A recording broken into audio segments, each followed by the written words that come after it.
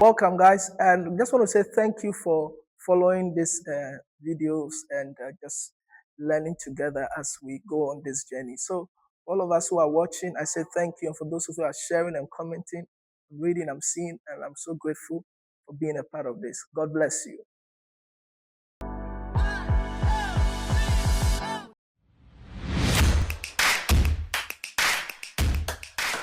Yeah, so we explained a few weeks ago that, for us to assess where we are in terms of our spiritual health, and when you do those assessments, you can find yourself being a red, which means you're in a very, really urgent and bad place.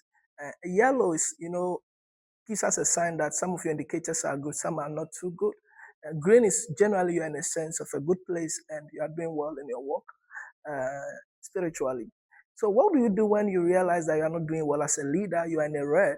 I think the first thing is to be honest with yourself. The Bible explains that we should examine ourselves. And when you examine yourself and you realize that you are not in a good place, that acknowledgement, that recognition alone is really the first thing to do. And just really accept the place that I need help. Because you see, without recognition, you may not be able to even reach out for the help you need.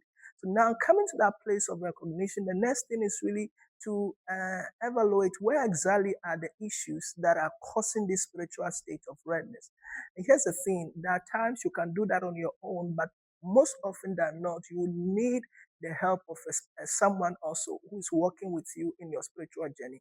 What happens most of the time is that leaders tend to be lone rangers, and sometimes they do this Christian work alone because most of the time, for wherever they find themselves, others are looking up to them, and they have no one else that they share their personal journeys with.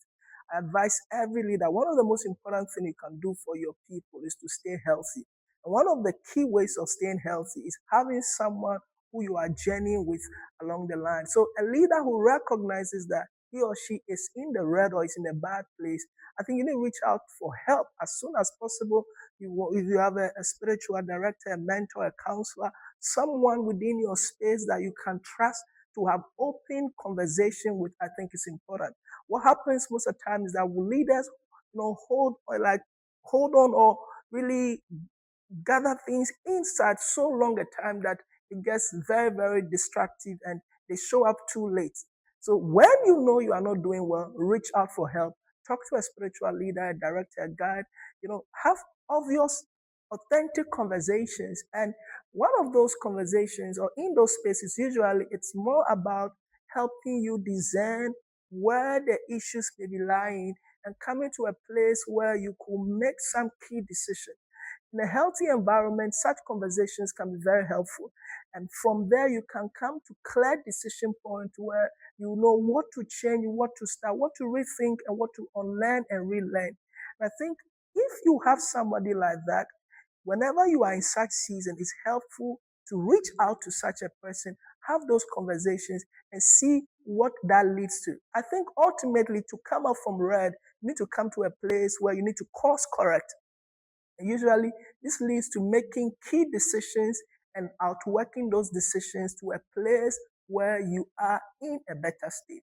And it may be different for many people. For somebody, maybe in the area of your consecration, somebody for in the area of sanctification or spiritual stamina.